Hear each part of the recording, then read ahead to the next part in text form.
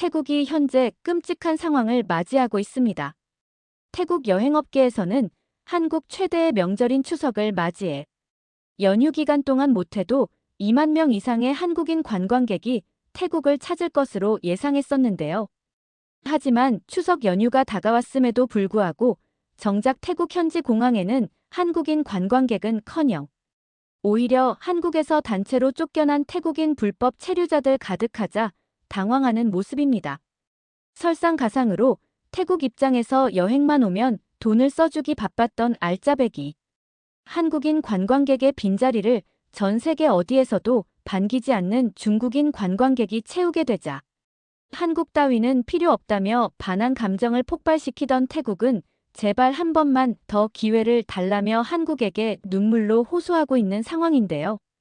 이쯤 되면 대체 태국에서는 한국을 얼마나 호구로 생각했기에 이런 발상이 나오는 건지 신기할 지경입니다. 이런 상황이 이어지다 보니 지금쯤 축제 분위기, 야할 태국 현지 여행업계의 분위기는 사실상 초상집 분위기라고 하는데요. 그럼 태국 현지인들이 현재 어떤 일들을 겪고 있는지 함께 알아보러 가실까요? 안녕하세요. 저는 태국 방콕에 있는 한 여행사의 팀장으로 일하고 있는 30대 초반의 카냐입니다. 요즘 태국에서 보내는 하루하루가 정말 고통스럽고 마지막쯤에는 여러분께 꼭 전하고 싶은 이야기가 있어 이렇게 글을 쓰게 되었답니다. 최근 태국에서는 정말 믿기 힘든 일들이 벌어지고 있어요. 며칠 전에 제가 사무실에서 업무를 처리하고 있는데 저희 직원 중 한 명한테 전화가 오더라고요. 그래서 전화를 받았더니 수완나품 공항 상황이 완전 아수라장이야 하는 거 아니겠어요? 뉴스를 보니 한국에서 추방된 태국인 불법 체류자들이 수십만 명이나 한꺼번에 몰려와서 공항이 마비될 지경이라고 하더군요. 저한테 전화를 했다던 직원도 공항이 마비되다 시피한 바람에 여행 가이드 업무를 진행하기가 너무 힘들다고 해서 제가 도와주기 위해 직접 공항까지 갔었답니다. 그래서 공항 안에 들어가 보니 그 광경은 정말 충격 그 자체였습니다. 아니 무슨 전쟁터도 아니고 공항 전체가 사람들로 가득 차 있었거든요. 뉴스에서 말했던 것처럼 대부분이 한국에서 강제 추방된 불법 체류자들로 보이더군요. 물론 일반 승객들도 같이 뒤섞여 있다 보니 짐을 들고 우왕좌왕하는 사람들, 화를 내는 사람들까지 정말 아수라장이 따로 없었답니다. 심지어 어떤 사람들은 공항 바닥에 그대로 드러누워 잠을 자고 있더군요. 화장실은 길게 줄을 서야 겨우 이용할 수 있을 정도였고 식당과 카페는 혼비백산 그 자체였죠. 공항 직원들이 정신없이 뛰어다니며 상황을 통제하려고 애쓰고 있었지만 역부족이었어요. 이 정도면 단순히 공항 직원이 아니라 경찰이나 군인들의 지원을 받는 게 맞지 않나 싶은 생각까지 들었답니다. 아무튼 제가 지금까지 수완나품 공항에 왔던 게 한두 번이 아니었지만 이런 광경은 태국 역사상 처음 있는 일이 아닐까 싶어요. 왜 이런 일이 벌어졌는지 알아보니 한국 법무부에서 대대적인 단속을 진행했기 때문이더라고요. 한국 입장에서는 태국인 불법 체류자 문제가 너무 심각해져서 더 이상 방치할 수 없었다는 거죠. 실제로 한국에 체류 중인 태국인 중 무려 78%가 불법 체류자라는 통계도 있더라고요. 여러분들은 상상이 되시나요? 태국인이 10명 있으면 그중 8명 가까이가 불법으로 체류하고 있었다는 거예요. 솔직히 태국에서 한국으로 넘어간 다음 불법으로 체류하는 사람이 많다는 걸 대충 얘기를 들어서 알고는 있었지만 수치를 들어봤을 때 느낌은 또 다르더군요. 태국 사람들이 이렇게나 많이 불법으로 남의 나라에 머물고 있었다니 정말 놀라울 따름이었습니다. 한국 법무부에서 발표한 자료를 찾아봤는데 단 한 달 만에 13만 명의 불법 체류자가 강제 퇴거 조치를 당했고 그중 10만 명이 태국으로 한 번에 보내졌다고 하던데 숫자들을 보다 보면 워낙 커서 사실 감조차 안 옵니다. 웬만한 도시 하나 규모의 인원이네요. 이렇게 된 이유를 살펴보니 한국에서 일을 하면 태국에서 일을 하는 것보다 훨씬 더 많은 돈을 벌 수 있다는 게 가장 큰 원인이었어요. 아무래도 태국 일반 직장인 월급의 3배에서 많게는 5배까지도 벌 수 있다 보니 많은 태국 사람들이 유혹을 이기지 못하고 불법 체류를 선택한 거죠. 불법 체류하는 루트가 대부분 3개월 무비자로 여행객 인척 위장해서 입국한 다음에 그대로 한국 어딘가에서 숨어 지내는 경우가 대부분이더군요. 금액으로 따져봤을 때 한국 돈으로 한 달에 166만 원, 저희 태국 돈으로는 약 4만 5천 바트를 넣을 수 있다고 하니 이 정도 돈을 벌 수 있다면 불법이라도 감수하겠다는 사람들이 많았던 거죠. 태국에서 그만한 돈을 벌려면 15개월을 일해야 하는데 반에 3개월만 버티면 한동안 거의 놀면서 살아도 되는 거잖아요. 게다가 사람 사는 곳은 다 비슷하기는 하겠지만 이런 소문들이 워낙 빨리 퍼지다 보니 많은 사람들이 불법 체류를 선택한 것 같습니다. 사실 태국과 한국의 관계가 지금처럼 나쁘지 않았어요. 1981년에 두 나라끼리 서로 90일 무비자 협정을 맺었고 태국 입장에서도 한국이 굉장히 특별한 나라였던 게 이때 한국을 포함해서 아르헨티나, 브라질, 페루, 칠레 이렇게 5나라한테 무비자 혜택을 줬다고 하더라고요. 그만큼 태국과 한국은 정말 가까운 사이였던 거죠.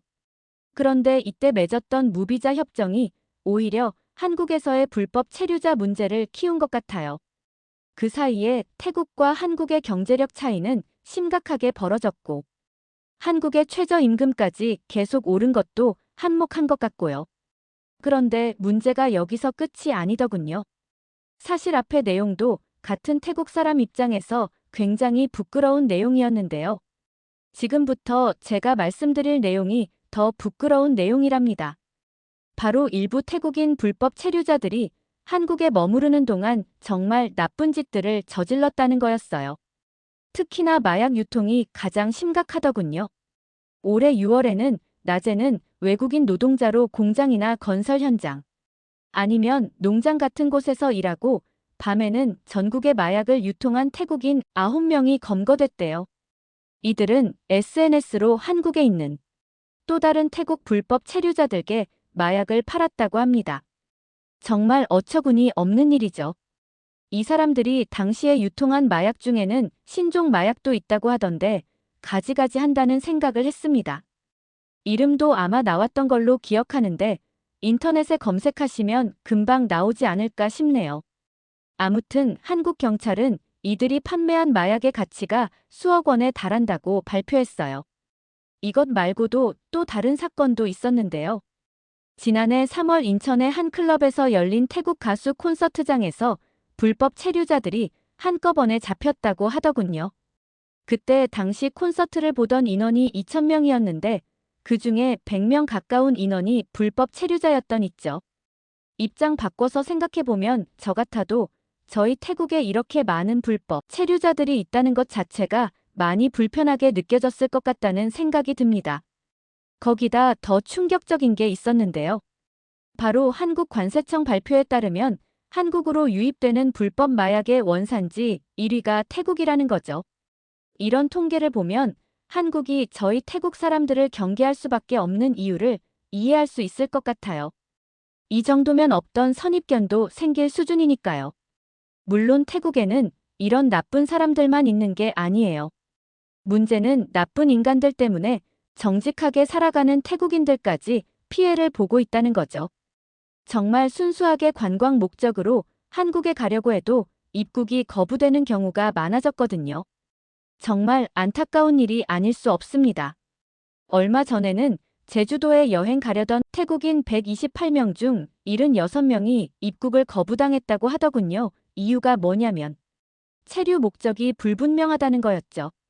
사실 어려운 문제이긴 하지만 그럼에도 선량한 사람들까지 피해를 보고 있다는 건 개선되어야 한다는 생각도 들긴 합니다.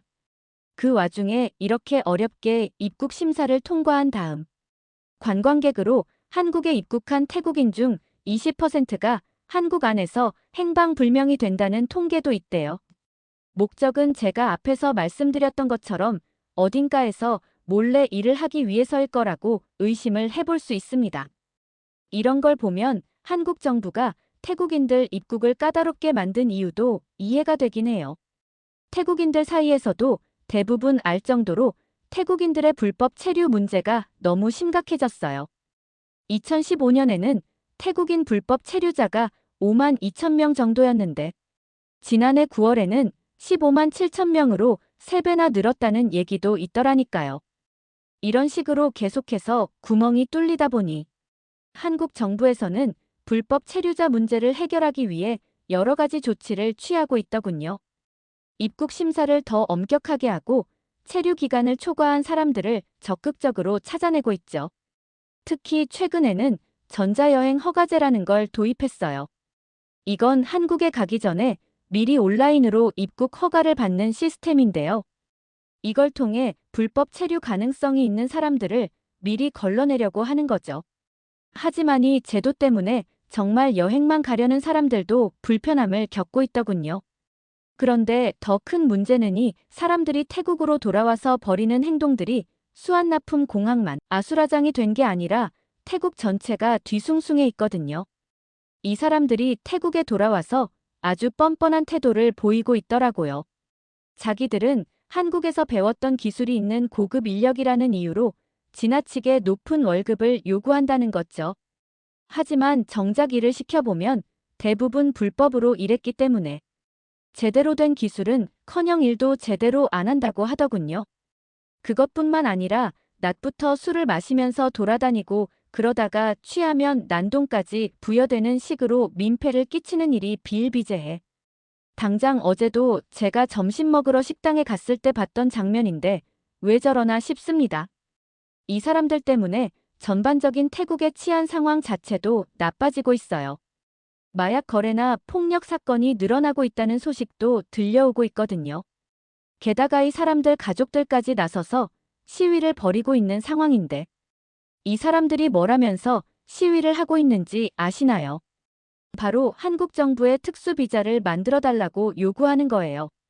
말도 안 되는 주장이죠. 불법 체류했다 쫓겨났던 사람들한테 국가 차원에서 자기 나라도 아닌 외국인한테 특별 대우를 해달라고 요구하다니 정말 어이가 없습니다. 방콕 거리 곳곳에서 이런 시위가 벌어지고 있는데 다들 하나가 한국은 우리에게 빚졌다. 우리가 없으면 한국 경제가 무너질 것이라는 식의 말도 안 되는 주장을 하고 있어요. 이 사람들 중에는 한국에서 일하면서 가족들에게 돈을 보내왔던 사람들이 많아요. 그 돈으로 겨우 생계를 유지하던 가족들이 이제는 안 되겠다 싶으니까 거리로 나와 시위를 하고 있는 거죠. 불법으로 번 돈으로 살아왔다는 걸 자랑스럽게 여기는 것 같아 보여서 참 바보 같다는 생각이 들면서 같은 태국 사람이라는 게 부끄러울 따름입니다. 그런데 말이죠. 일부 한심한 사람들이 SNS, 벤코리아 같은 해시태그를 달면서 한국 불매운동을 하자고 난리예요. 명백히 저희가 잘못한 건데도 한국을 탓하는 건지 같은 태국 사람이지만 이해가 안 됩니다. 이런 식으로 뗐으면 다 된다고 생각하는 걸까요? 이런 해시태그가 달린 게시물이 벌써 370만 개가 넘었더군요. 그중 75%가 여성이고 절반 이상이 18세에서 24세의 젊은 층이라고 해요. 얼마 전까지만 해도 한류에 열광하던 사람들이 오히려 이런 운동을 주도하고 있다니. 정말 아이러니하네요. 일부 식당이나 바에서는 노코리안이라는 팻말까지 걸었다고 해요. 한국인들의 입장은 받지 않겠다는 거죠. 제가 봤을 때. 이런 사람들 특징이 하나만 알고 둘은 모른다는 공통점이 있는 것 같습니다. 심지어 이 와중에 잘른 왕하나농 태국 여행업협회 회장이 이상한 얘기를 했더군요. 올해 6월에 방콕 포스트와 인터뷰하면서 한국 여행 거부 운동이 일어나기 전에는 한국 인기 여행지였습니다. 이제 그런 시대는 끝났다는 발언을 했거든요. 태국 여행업계를 대표한다는 사람이 어떻게 저런 망언을 할 수 있는 걸까요? 게다가 여기서 끝이 아니고 한국이 태국 관광객들의 신뢰를 되찾는데 최소 12년이 추가로 걸릴 것이라는 발언까지 했던데 정말 어이가 없어요. 오히려 태국이 한국 사람들의 신뢰를 되찾는데 못해도 10년은 넘게 걸리지 않을까요? 회장만 저래도 이해가 안 되는데 부회장도 장난 아니더군요. 8월에는 유타 차이순 돌라 타나버 태국 여행업 협회 부회장이 한국 관광지는 수명이 짧다고 하거나 중국이나 일본이 더 좋다는 식의 망언을 했거든요. 그때 부회장의 논리는 이거였어요. 한국의 관광지가 영화나 넷플릭스 때문에 유명해져서 수명이 짧다는 거죠. 심지어 중국이나 일본 여행이 더 저렴하다는 식의 직접적인 비교까지 했더군요. 4일간의 중국 여행은 1인당 약 86만 원으로 한국 여행 비용 약 117만 원보다 저렴하다면서요. 구체적인 금액까지 언급했던 이런 발언들 덕분에 코로나 이전만 해도 태국은 동남아에서 한국을 가장 많이 방문했던 국가였는데 지금은 5위로 떨어졌대요. 올해 초 4개월 동안 한국을 찾은 태국인 수가 작년 같은 기간보다 21% 줄었다고 해요. 아무래도 태국 여행업계의 가장 높은 사람들 둘이 연속으로 저런 말을 하다 보니 효과가 어마어마했던 거죠. 숫자로 보면 11만 9천 명 정도라고 하던데 베트남이나 필리핀에도 밀리는 숫자입니다. 나중에 이 소식을 접한 한국 정부와 관광공사에서 격하게 항의를 하는 바람에 회장이 사과문을 직접 내서 간신히 진정시켰다 하더라고요. 근데 그 사과문의 내용이 전 되게 이해가 안 됐는데요. 협회의 공식 입장이 아닌 일부 관계자의 개인적 발언이고 한국에 오해와 심려를 끼쳐서 죄송하다는 내용이었어요. 몇 달 전에 회장이 비슷한 망언을 해서 안 그래도 멀어진 태국과 한국 사이를 떨어뜨려 놓았으면서 부회장까지 저런 발언을 하는 바람에 난리가 난 건데 진정성이 너무 떨어지는 사과문 아닌가요? 회장과 부회장이 비슷한 발언을 했으면서 이걸 보고 그 누가 협회의 공식 입장이 아니라고 생각할지 싶습니다. 심지어 저때 했던 말도 그럴듯해 보이긴 하지만 실제로는 굉장히 잘못되었던 게 한국에서는 오히려 놀 곳이 많다 보니 자연스레 돈이 더 많이 나갈 뿐이지 저렴한 금액으로도 재미있게 노는 방법은 엄청나게 많거든요. 반면 한국인들의 태국 방문도 크게 줄었어요. 한국의 한 관광산업연구소와 서울에 위치한 컨슈머 인사이트는 시장조사 업체에서 함께 조사한 결과를 보면 태국 여행에 관심이 적어졌다는 한국인들의 응답이 작년 36%, 올해 81% 올랐더라고요. 태국 여행에 관심이 떨어진 사람이 1년 만에 2배나 증가한 거죠. 이 정도 수치는 조사를 시작한 이래 가장 높은 수준이라고 해요. 사실 제가 일하고 있는 태국 여행업계에서는 올해 한국인 관광객 수가 역대 최고인 200만 명을 넘을 거라고 예상했었습니다. 그래서 한국의 최대 명절 중 하나인 추석 연휴 때 최소 2만 3천 명의 한국인들이 태국을 찾을 거라고 기대하고 있었죠. 그래서 모든 준비를 마치고 기다리고 있었는데 현실은 정반대인 상황입니다. 추석 연휴가 임박했는데도 불구하고 한국인 관광객은 거의 찾아보기 힘들 정도로 줄어들었거든요. 이런 상황이 계속되면 태국 관광업계는 정말 큰 타격을 입을 거라고 생각합니다. 지금도 이미 많은 여행사들이 문을 닫고 있으니까요. 제가 일하는 여행사만 해도 실적이 바닥을 치고 있어요. 한국에서 오는 관광객들이 급격히 줄어들었으니 당연한 수순이죠. 심지어 한국의 여행사들과 만든 여행 상품들도 모두 취소되고 있는 상황인데요. 며칠 전에는 한국의 파트너 여행사에서 일방적으로 계약 해지를 통보해 오더라고요. 정말 끔찍한 상황이 아닐 수 없습니다. 이건 저희 회사만의 문제가 아닌 게 주변의 다른 여행사들도 다 비슷한 상황이거든요. 태국의 관광업계 전체가 무너지고 있다고 해도 과언이 아니에요. 이대로 가다간 정말 태국이 망할 것 같아서 한국에서 제발 도와주셨으면 하는 바람뿐입니다. 사실 태국의 관광업은 한국 관광객들에게 많이 의존하고 있었어요. 코로나 이전까지만 해도 태국은 동남아 국가 중 한국인들이 가장 많이 찾는 나라였어요. 그런데 지금은 베트남과 필리핀에 밀려 3위로 추락했습니다. 한국 분들이 보실 때 자업자득이라는 생각이 들 것 같은 게 이런 상황을 만든 게 다 저희 태국인들이 저지른 실수 때문이잖아요. 그러고 보니 중국인 관광객들도 너네 먹여 살려주지 않냐고 생각하는 분들도 계실 것 같은데요. 그 말은 반은 맞고 반은 틀렸습니다.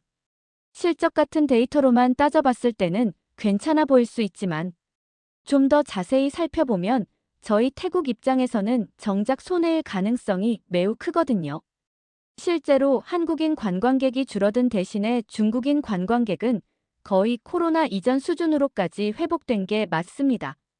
근데 이게 문제인 이유가 중국인 관광객들은 한국인 관광객들과 비교했을 때 상대적으로 예의가 없고 민폐를 끼치는 경우가 많다 보니 현지 사람들 사이에서도 골칫 덩어리예요.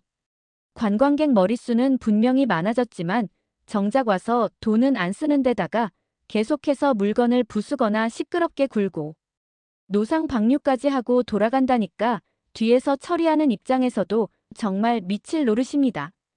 그래서 이걸 받아야 하나 말아야 하나 고민되는 지경이지만 그래도 저희가 먹고 살긴 해야 하니 하는 수 없이 받을 수밖에 없는 상황이랍니다. 그런데 말이죠. 저희 태국의 국방부 장관은 대체 뭐 하는 분인지 모르겠어요. 얼마 전에 군사력으로 한국은 언제든 제압할 수 있다거나 서울을 3시간 만에 불바다로 만들 수 있다는 식의 말도 안 되는 소리를 했거든요. 최근 중국과 합동 군사훈련을 했다고 해서 우쭐해진 걸까요?